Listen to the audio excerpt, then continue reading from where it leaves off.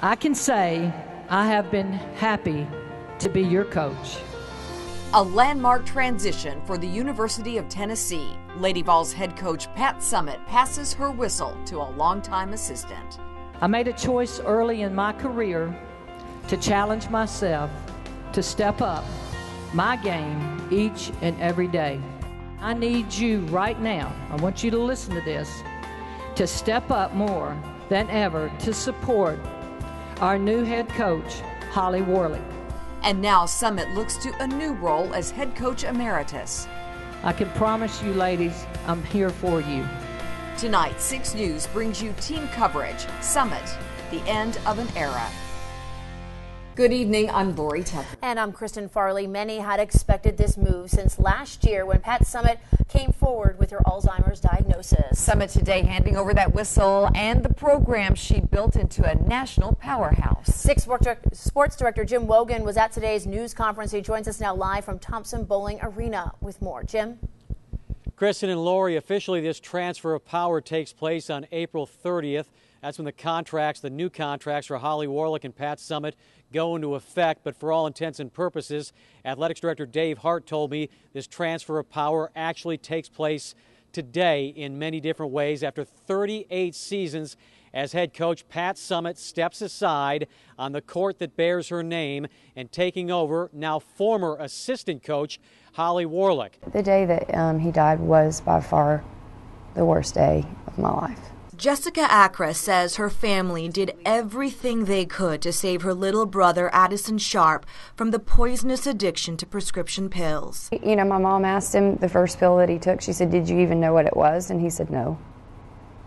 So it just started out that way and escalated from Xanax to Roxicet. The Catholic high school grad got hooked when he was 18. In 2009, the family says he overdosed on Xanax. Taking a break from classes at UT, Sharp went to an out-of-state faith-based rehab center. Shortly before Addison's death, the family had all just got back home from a vacation. They say Addison was in good spirits. After all, they say he was clean from prescription pills for about 6 months, and they finally thought he had taken a turn for the better.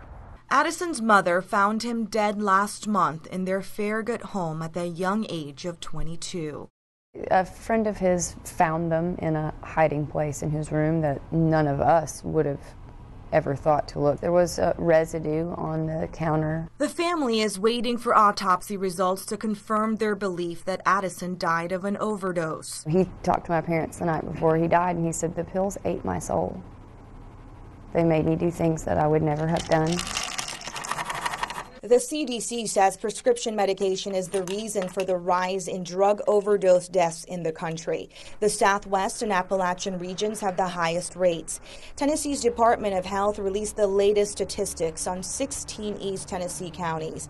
Every single county except for one reported an increase of accidental drug overdose deaths over the last several years. When we compare 2003 to 2010, here are the numbers.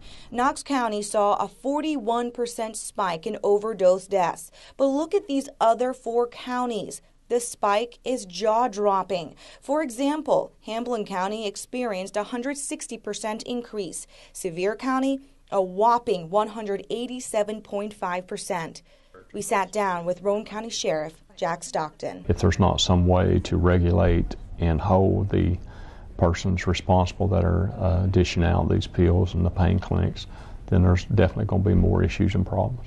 Stockton fears the trend in overdose deaths will skyrocket. So does ACRES. I don't want this to happen to anyone else. I know that the legislative system works slowly, and I'm afraid of how many more deaths of young people that will happen before those laws can be put into place. ACRES plans to lobby lawmakers to work faster.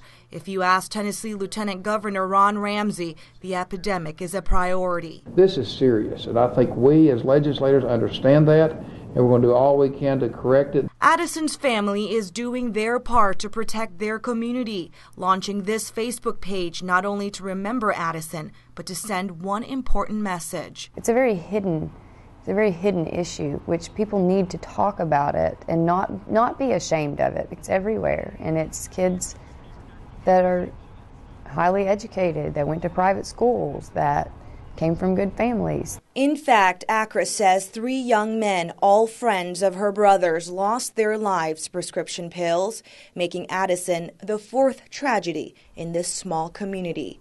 In Farragut, Hannah Kim, 6 News. And UT student Xander Broughton says it never happened, that he did not take part in an alleged alcohol enema at Pi Kappa Alpha fraternity house. Broughton and his attorney holding a news conference today on campus, responding publicly for the first time. 6 News reporter Mona Nair joins us live from campus with tonight's top story. Mona. Yeah, Lori, as you said, the whole message of this press conference was to say that the story out there about Alexander Broughton and this alcohol enema are false. His attorney says that these are lies that have been spread by the University of Tennessee and the media that have basically ruined this boy's reputation. And this entire media frenzy has been caused by the people who I'm standing before today. Shame on you for having reported lies and incorrect information about my client. With his attorney and a large show of support from the Pi Kappa Alpha fraternity, 20-year-old Xander Broughton, the student at the center of the much-publicized alcohol enema incident, made his first public appearance to clear his name. Broughton's attorney says the University of Tennessee and the media are responsible for a whole lot of lies being spread. At this point, my intent is to clear my name, my fraternity's name, and to punish those individuals and institutions responsible for the lies that have been spread around the world. Thank you. Xander, can you clarify what did happen that day? It's a long story. A long story that they say did not involve an alcohol enema, instead a drinking game with wine. In fact, Broughton's attorney says the 20-year-old student finds the idea of an alcohol enema repulsive. I swear to each and every one of you that every allegation of the gross and immoral activity of butt-chugging or alcohol enemas never took place at the Pi Kappa Alpha house. The mother and grandfather of Amelia Cowen are calling for tougher parole rules that would keep felons in jail longer. The 16-year-old was killed in a crash last month by John Perkins, a convicted felon who was on parole. Perkins also died in that wreck. Now, Amelia's grandfather is this man you see here, Wayne Cowen, a professional wrestler, now retired, known across the state as Dutch Mantell. 6 News consumer investigator Don Dare traveled to Murfreesboro to talk to Cowen.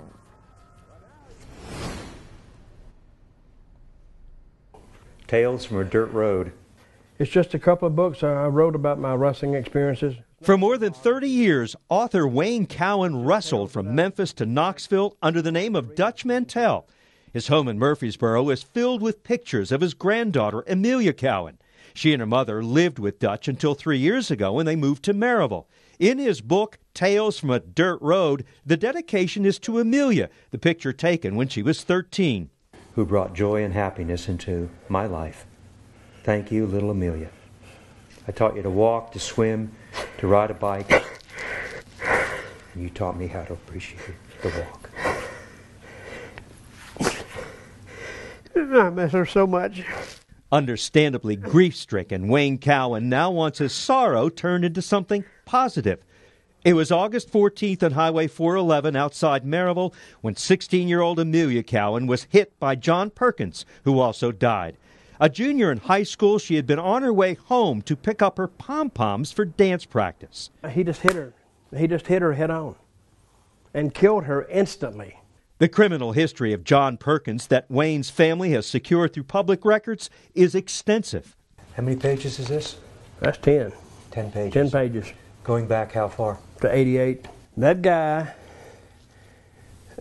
should still be in prison. When Perkins slammed into Amelia, he was on parole for the 2005 conviction of aggravated armed robbery.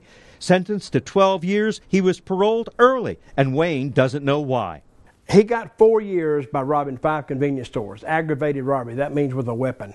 But he also has a record of drugs, felony escape, fleeing arrest, speeding, reckless endangerment. You know, if this guy slipped through the cracks with this record, what's the parole board for?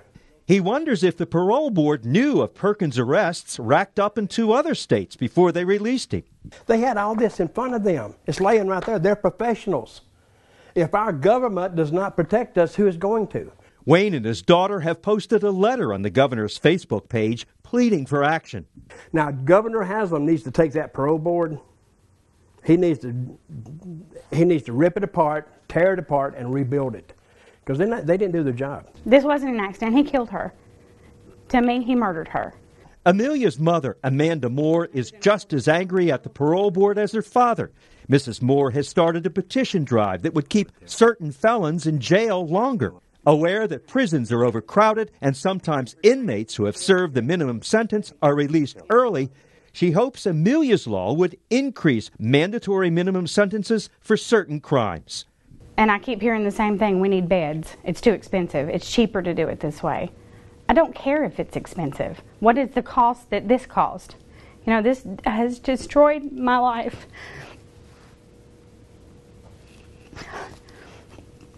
Because they needed a bed. That's the answers I'm getting. And that's not enough. If there were an Amelia law passed, what would you want it to say? I want it to be similar to the 3 strikes you're outlaw, but any felony that endangers the public.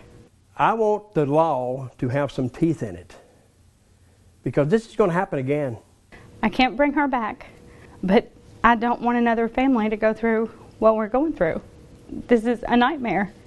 She should be in high school today, in history class, math class, and looking forward to going to dance practice.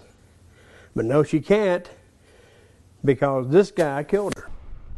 Ominous skies. We got more storms coming. To dancing trees. The people here in the Rinne community, already upside down from a 125-mile-per-hour tornado, can't catch a break. Every other room is tore apart. Except for the bathroom where they Except for hit. the bathroom. Paul Vickers' wife, 2 daughters, and 2 granddaughters are all alive today because the bathroom didn't fly away. I want to see the stars, not like this.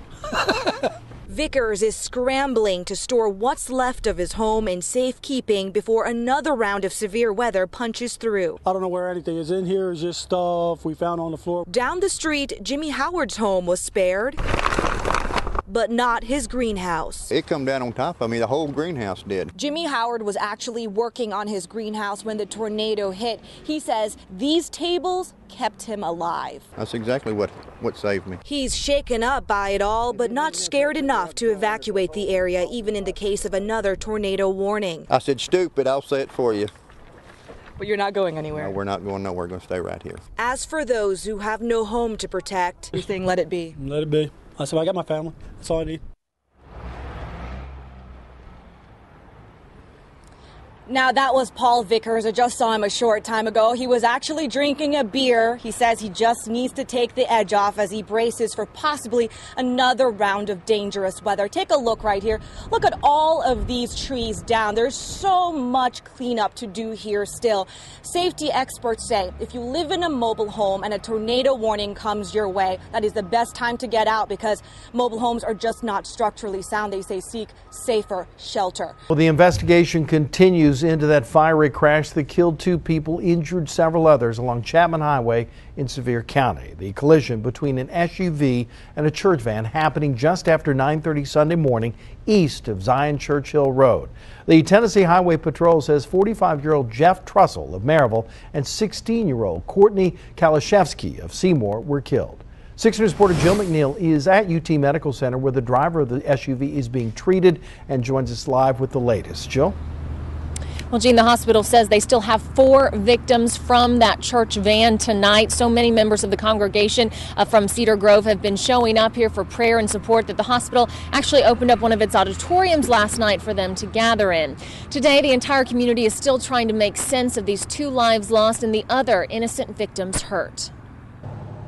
It's all my friends that are up there hurt right now. I stayed up there as long as I could yesterday and went and saw all of them, but it just breaks my heart that this happens to youth that goes to a church. Like, no one understands why it happens. 18-year-old Miranda Bonner is a member of the Cedar Grove Baptist Youth Group. She didn't go on the trip to Gatlinburg this weekend, but several of her friends did. It's like a getaway type thing. They go up to a big cabin, and it was about 24 kids that went. Bonner says her youth pastor, Jeff Trussell, was great to be around. He was the most amazing guy. He was always joking and cutting around. He's most famous for our water balloon volleyball. She also knew Courtney Kalashevsky. She was a sweetheart.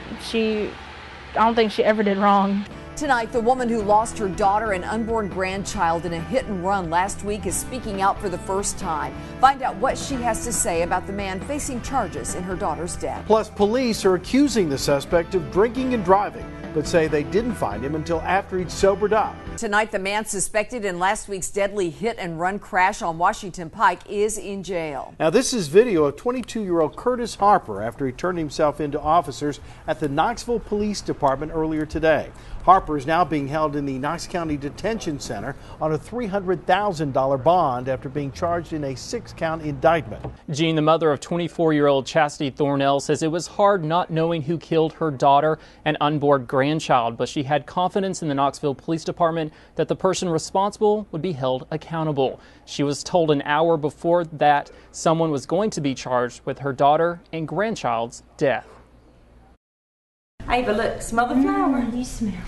Stephanie Thornell, Chastity's mother, has taken on full custody of Ava, her daughter's 1-year-old child. I miss her. Chastity was very outgoing. She was a happy person. Hundreds of miles from East Tennessee, here in Madison, Wisconsin, sits the organization Freedom from Religion Foundation.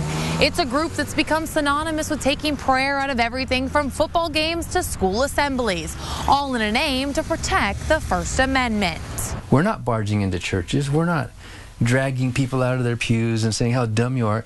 We think freedom's important, because if it's not important for them, then it's not important for us. The atheist group may not be going into the churches of East Tennessee, but they've threatened lawsuits against UT, Lenoir City, Loudoun County Schools, Knox County Commission, and dozens more. From the White House down to the principal's office, we've been fighting these battles. Working out of a cramped office in downtown Madison, the group sent 728 complaint letters in the last 9 months over state church violations. 60 of those were to Tennessee. We don't find these small communities. We don't go out looking. We've been accused of roaming the country looking for violations. But that's exactly how many of the people here in East Tennessee feel. When you have an organization that comes in from the outside, it looks like they're bullying, and I think that's what it is. It's a bullish tactic. They look for wins across the country, and some reason it just ended up in Lenoir City. But the Freedom from Religion Foundation disagrees. We're not an outside group. We have members in every state. Annie Laurie Gaylor founded the group in the 70s at the University of Wisconsin. Now there are nearly 20,000 members nationwide, varying all religious backgrounds, including a former minister as its current co-president. I get that all the time. What's wrong with you atheists? When most of us have been there and done that, we know what religion is, and well, especially me, having been a preacher for 19 years. Dan Barker says they're not trying to take away your religion, just keep it out of the public square. One target is the prayer heard by thousands at UT football games. Knoxville is wrong to be insensitive to the views of a wide diversity of people that are in those stands. People can pray. There's churches on just about every corner in Knoxville. Is God only going to hear them if it all happens from the loudspeakers? UT says their non-sectarian prayer prior to the game does not violate the First Amendment. Freedom from Religion Foundation agrees. However, others like UT Chattanooga and Lenoir City School Board have abolished prayer for a moment of silence in response to the foundation's request. But in Lenoir City, Mayor Tony Aiken says they're holding their ground when it comes to the word religion on the city's police uniforms. We're expressing our right. We're upholding everybody's right. We're protecting everyone. He says they will go to court if necessary. We don't believe that the word religion on the Lenoir City Police Department patch is a violation of their beliefs. We're saying that we're protecting them as well as others. So, and again, if you call 911, we're not going to ask what religion you belong to. But the foundation says if it's government-based, there shouldn't be any mention of religion. If our founders didn't need to pray over the Constitution, then why do city or county governments need to pray over liquor licenses and sewers? The ultimate goal is a day when the foundation isn't needed, but they say we're a long way off from the separation of church and state. In Madison, Wisconsin,